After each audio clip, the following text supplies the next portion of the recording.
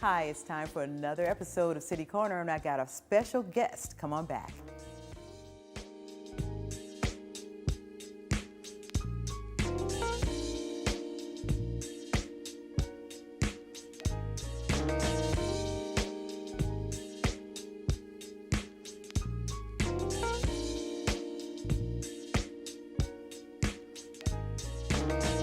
Hi, I'm Robin Boyce for City Corner, and in the studios with me today is Miss Edie Anderson, who is otherwise known here in the St. Louis area as Edie B, or should I say, your lady Edie B. Girl, how you doing? Got to put that in there. Yes, you got to. A bit of sophistication. The total sophistication, and that's just the way the guys used to introduce you anyway on the air. Yes. And I met you when I was with, at the time, KATZ WZEN. Okay. Remember that? Yeah, Remember those days? but it was KTZ FM first, right? No, we went KTZ no. AM. It was the AM station first. Right. And then they acquired the WZEN in Alton. Right. And it was the beginning stages. And so before that, what were you doing? I was at WESL. Wow. They hired all of us, actually, from WESL. Not all of us, but a lot of us. And all of us was Jockenstein, name them off. Jockenstein. It was, you know what? I can't say all of us. Yes. I know that I went over. Yes. And Jockenstein went over.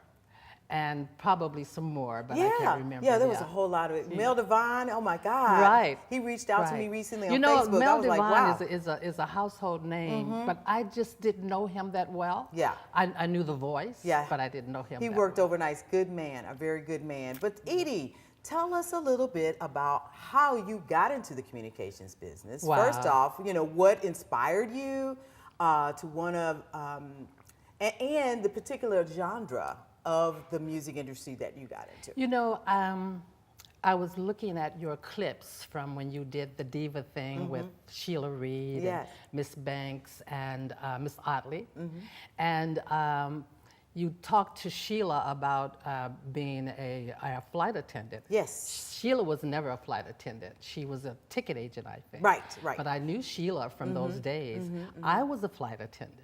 Oh, really? I graduated high school thinking that I had to go away to become a flight attendant. I went In fact, I didn't know that about you, Edie. Okay. I went to Minneapolis, Minnesota to Career Academy. And Wow. I don't know why I went there. But anyway, I ended up coming back home and getting a job at the Economic Opportunity Commission in East St. Louis, Illinois, which is where I'm from. Yes. Some kind of way I ended up at the communications department for the city of East St. Louis, communications department. Anyway, in this particular department, there was a newspaper, the Renaissance newspaper. Oh, wow, I remember that. Yeah, so that is how, well, when I was at the Renaissance newspaper, all of a sudden they needed a commercial for the newspaper. And I had been going to broadcasting school. Oh. So I ended up writing the commercial for the Renaissance newspaper, going over to WESL. Wow. To do the commercial. Sweet Charlie helped me with the commercial. Sweet first time Charlie. Yes. Sister, you're going to bring back so many names for our viewers. Yes, I am. I mean, I'm just picturing it. Go ahead. This is great. Sweet Charlie helped me with the commercial. Anyway, he wanted to turn the sound up after I finished it because he thought it was great. Because he wanted Jim Gates to hear it. So he turned up the sound really, really loud. Jim Gates heard it. Jim Gates. Did you hear that? Jim Gates. Yes. Okay. Jim Gates heard it. Jim Gates liked it. Jim Gates said that he was going to hire me. Jim Gates took a long time to hire me. Which is always like that in the industry. I kept knocking on the door, to finally one day he let you in the door. Yes. So did you immediately start with R&B, or did you immediately start with jazz music? WESL was an R&B station, so But see, automatically. I only remember you as the jazz lady that played the smooth kind of jazz and everything when I met you at WZN. I started off with R&B with all of the hottest R&B jocks in East St. Louis and St. Louis. I mean, when they got up from their seats, the seats were literally smoking, actually. So I'm a little girl, just started in radio. I had to do my thing, and I learned from them. I learned a lot from them. And I didn't get a chance to do what I really wanted to do. When I first got into radio, I wanted to be a jazz jock. Okay. But I couldn't do that because I Well, was working how in did I R&B. associate you then with the jazz music at WZN? Because when I met you, you were playing soft music, and it was kind of, you know, it wasn't You the know what? the You hard R&B. actually remember me cheating, trying to play You jazz did, on and I R&B remember you radio. getting in trouble for it. Yeah. From the program director. I did. It was, you know, those kind of days before corporate radio, Right. as we have it today, Right. were so different. Those were still family-owned type stations, and they were small. And I think that the WZEN, or that FM station, was one of the first for that company when they bought it. Absolutely. So I remember you, I guess, cheating. I'm sitting in the newsroom getting ready to do news, and you had played something, and I remember the program director coming in, and I never knew what that was all about. But your love for jazz, tell us more about that. Where did it come from? Yeah. Oh my gosh, I think it just came from what hits your soul first. Because growing up, when you don't have control over the radio when you're a young girl, you get to hear everything. I heard gospel, I heard R&B, I heard jazz, I heard blues. And I liked all of them, but the one that really touched my heart for some reason was jazz. I think because I think because of the vocal jazz, the Dinah Washingtons, the Ella Fitzgeralds, the Sarah Vaughan's, and stuff like that. That is what I really, really connected to. So when I got into radio, I wanted to play that genre, but I couldn't because nobody was doing that.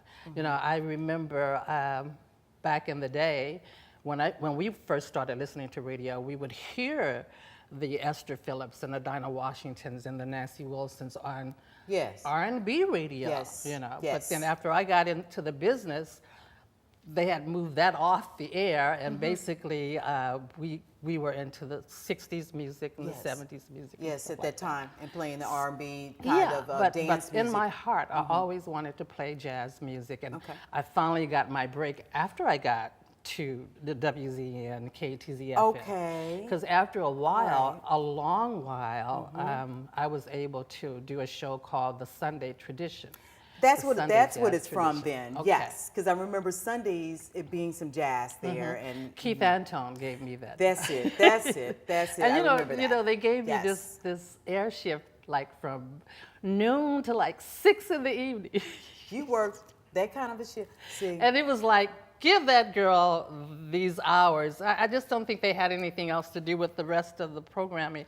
And it was like, give this girl these hours so she can get off my back. Like, honey, I worked those hours. You did. Oh, I did. did. You did a good job. I got to interview some of the greatest jazz musicians and vocalists in jazz. You know, I think you did an awesome job. There was one year, and I told you this. And that was back in the day with the cassette tapes.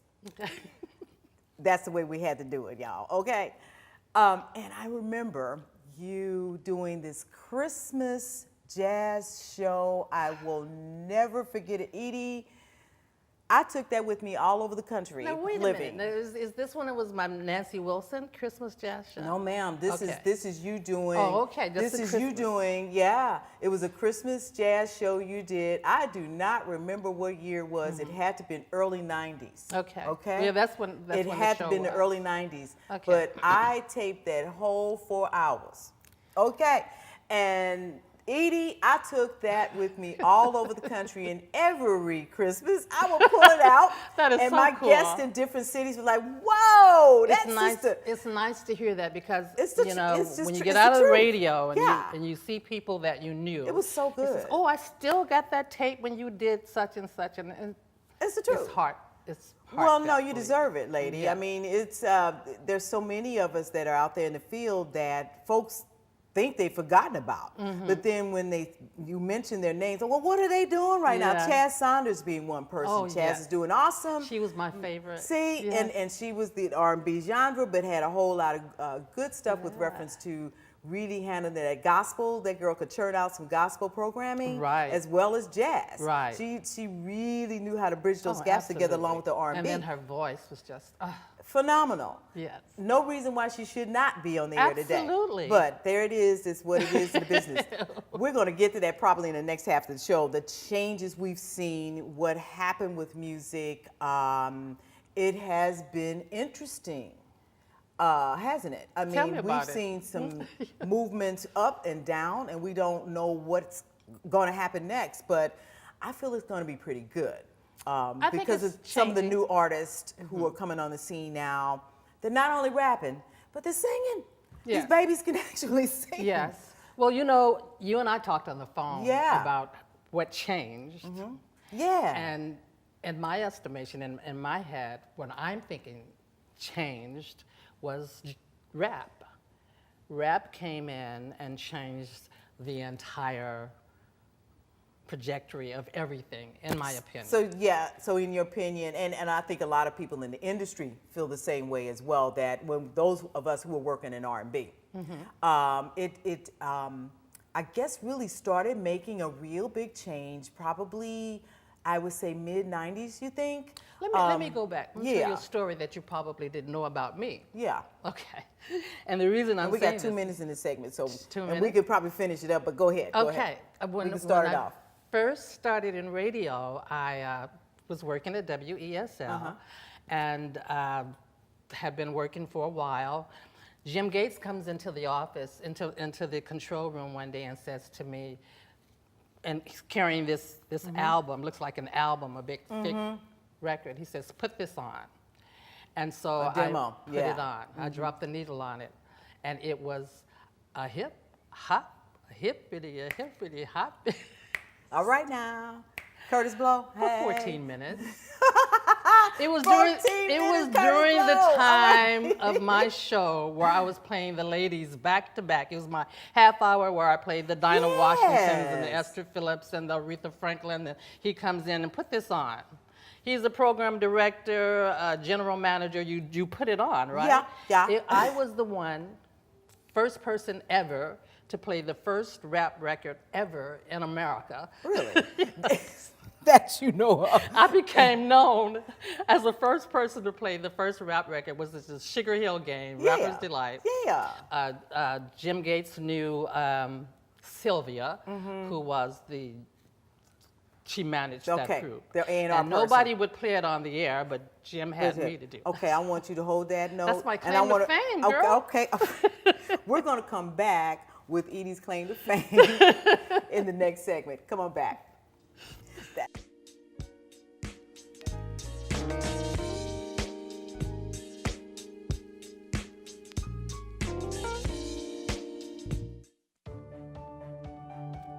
Welcome, innovators, dreamers, pioneers of the 21st century.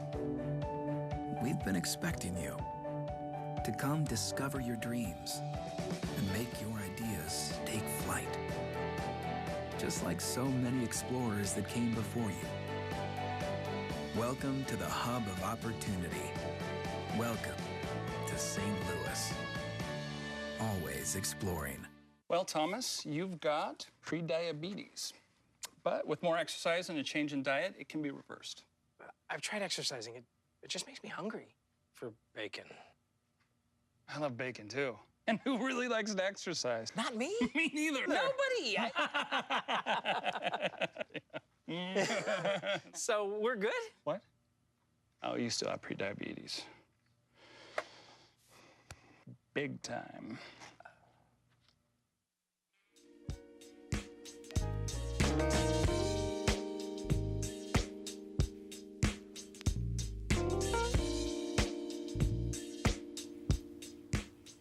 Hi, I'm Robin Boyce for City Corner, and in the studios with me is your lady, Edie B. Miss Edie B, let's get back to the conversation again. But you were talking about things that had changed in the industry with reference to rap music, and I was talking to you during the break about rap music and that change, and how dramatically when I was with 106.5, which now is The Art, but it was smooth jazz.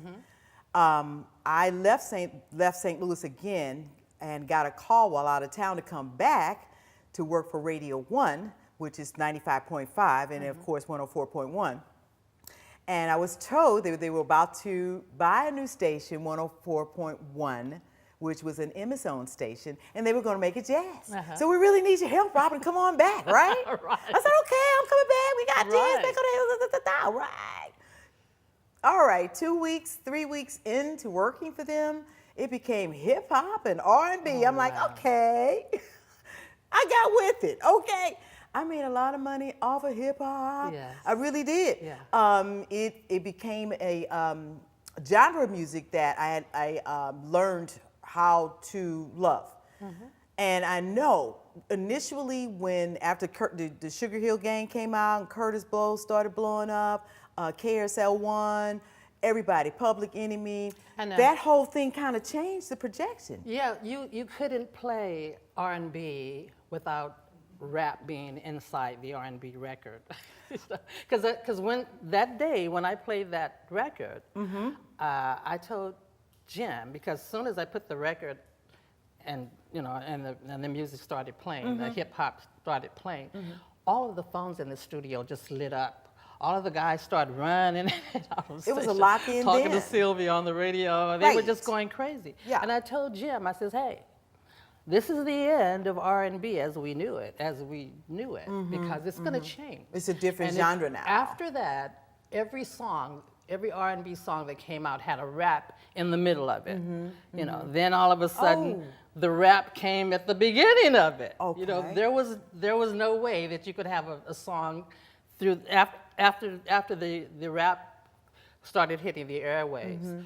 Every song, every R&B song had So a it rap really in did it. kind of, the bringing rap in kind of really did just morph black music into a different kind of direction. Because then you didn't hear the music anymore in that way. The young rappers who were some really great ones out here were spitting out tunes and talking about life, whatever. But then you didn't hear the OJs anymore. You weren't hearing some of those ballads anymore that we were so used to hearing. Just like R&B knocked jazz off the air. Right. Rap knocked R&B off the air as we knew it. Okay. And now don't get me wrong, I'm sure they say great things in rap records. I just never was able to connect. I was never able to connect. How did you survive having to deal with that kind of a major so change? Hard. It was so hard. I had to kind of tune out. Yeah. And all of the other stuff that you had to learn to be in that, you had to learn so many things about the rap artists that I really didn't care about, But you had to know these things in order to be in this new radio. Right. And I got by, Well, you did. Everything really went well. You did great. You did really great because thank you stayed in the business for quite a while now. And you know what, Robin? Because you all went into, you were part of that group that was a part of the KATZ FM, right? Right. That And was we did really well because they changed over to smooth jazz with under what was his name, Mr. Lewis from Chicago. And Tracy Lewis was the general manager here in St. Louis. Right. And we did the smooth jazz thing for a while. And then after a while, I was sent to WYLD in New Orleans. So you left St. Louis? Yes. And I worked there for a while, the #1 station in New Orleans, as a matter of fact. Yes. I had a ball. Did you? Too much of a ball. Really? What brought you back to the St. Louis area? What brought me back was missing St. Louis, and it was too much of a party town for me. Okay. Too much of that for me. And missing St. Louis and wanting to come back here is what really brought me back. Right now, in your life, what are you doing? What are the new things that are happening Right for you? now, I'm excited. Well, after I got out of radio, I got married. And I had to spend a whole lot of time figuring out how to be married. I never did that before. I love it. I love it. So I still haven't figured that out, but that's okay. I don't think anybody really does. You just get in it and you enjoy it. My husband, Jeffrey Anderson, is a jazz musician. Yes, he is. and Very good, that too. helped. I see him around town Yes. quite a bit doing Oh, he some is the things. star. He's good. Yes, Yeah, indeed, he's he awesome. is. And he's a teacher, correct? Yes, Yes, he is with St. Louis Public Schools. Yes. Yes, he is. Absolutely. No, he teaches at Washington U as a. Oh, yeah. okay. I thought I saw him at some of the SLPS schools. Well, he at does. one time. He Yeah. does some things there as Great, well. But great, right. he But he's a doesn't great teach them. musician. He's awesome. But right now, I'm working in radio again. I'm doing a show on Saturdays at Mix 99.5. A new station. Regular format. Yes. I feel kind of out of place because I'm not doing jazz. That's okay. But I'm, getting my chops back and all Yes. that. But I wrote a stage play. Okay. And the name of the play is called Jazz in My Soul, a Marvin Gaye story. Ooh. And it's about a woman who is a Marvin Gaye and jazz fan, and she dreams about Marvin every year for 30 years, and the dream, for over 30 years, and the dream is the same until the day of our play. And the play is mostly about Marvin Gaye's desire to be a jazz singer. A lot of people don't know that when Marvin Gaye signed up at Motown Records, he signed up to be a jazz singer. And And of course, the higher ups changed things around and made him this ballad singer, and they hooked him up with Tammy. Was it Tammy Terrell that he was with? He was with the female singer. oh, he did a lot of female singers. Tammy Terrell, Yes, Kim yes, Weston. yes. So it yeah. went R&B for him instead of jazz. Yeah, in the beginning and Mickey stages. Stevenson was the one who turned him around. Wow. It's a very interesting story. The story that I'm telling is a fantasy, and it's my fantasy around the facts that I know about that particular subject. And we're looking for a production day in 2019, Okay. April 2019. Okay. But we're going to have a series of readings up until that time. All right. And I had to form a non-for-profit and a for-profit. Okay. And we're just getting that together. And I've already got a reading group because I've had a reading before at the Word of Shaw. Okay.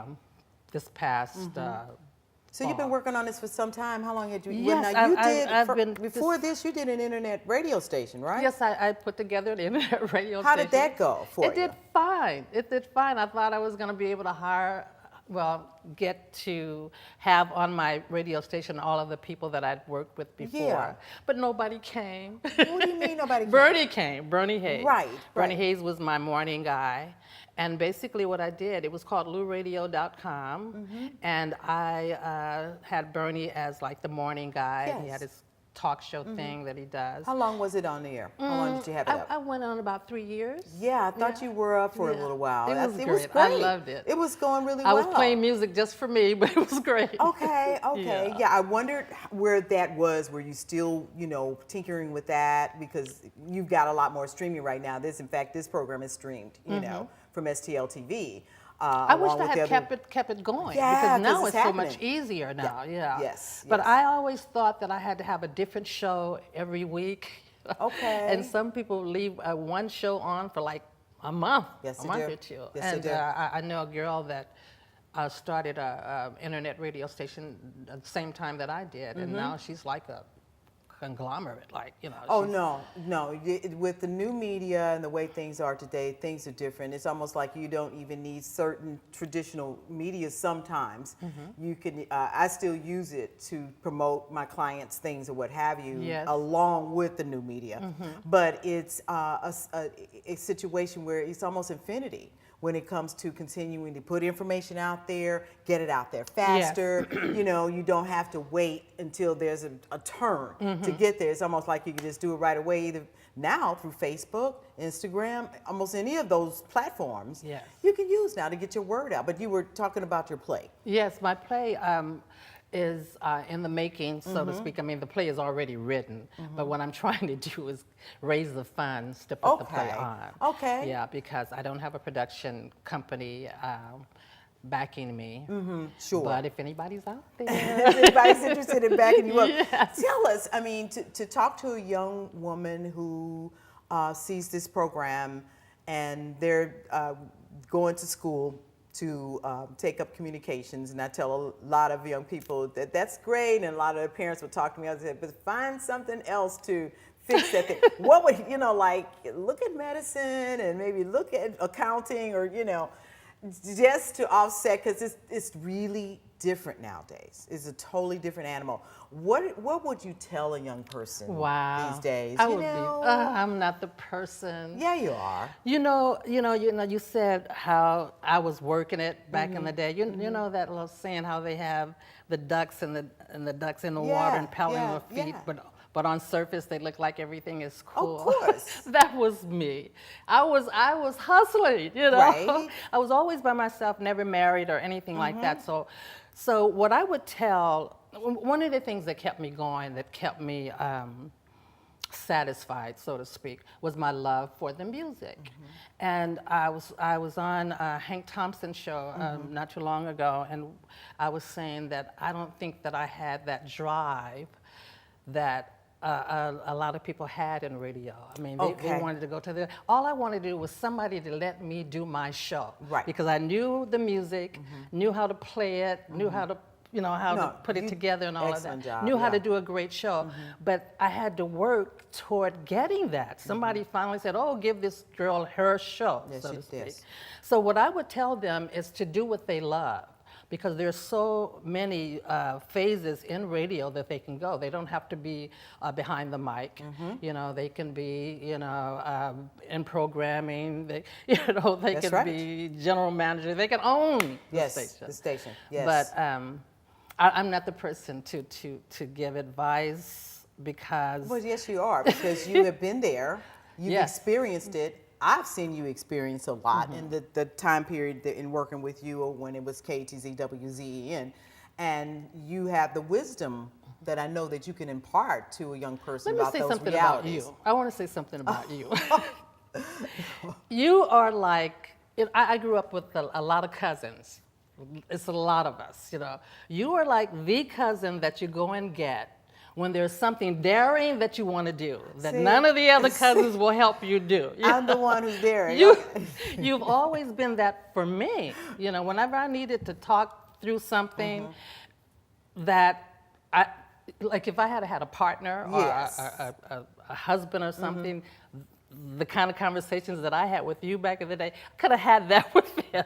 Because that's how a lot of people made it. They had That's somebody sweet. to run back home That's to sweet. and say, hey, honey, this happened to me. We gotta But wrap I could the show always up, call my girl. friends. Oh, no. I had fun with you. I got to have you back. We were supposed to have some other ladies on, but one Okay. just got out of hospital. The other one got busy with a project and she couldn't make it. But you were here, and I'm Thank you. so glad I love you being came. here. Oh, I really, Edie, Appreciate it's it. wonderful. And I want everybody just to know, Edie B is here, you guys. She's kicking it. I want to thank you so much for coming in. Thank you so much for tuning in to City Corner. We'll see you the next time. I'm Robin Boyce.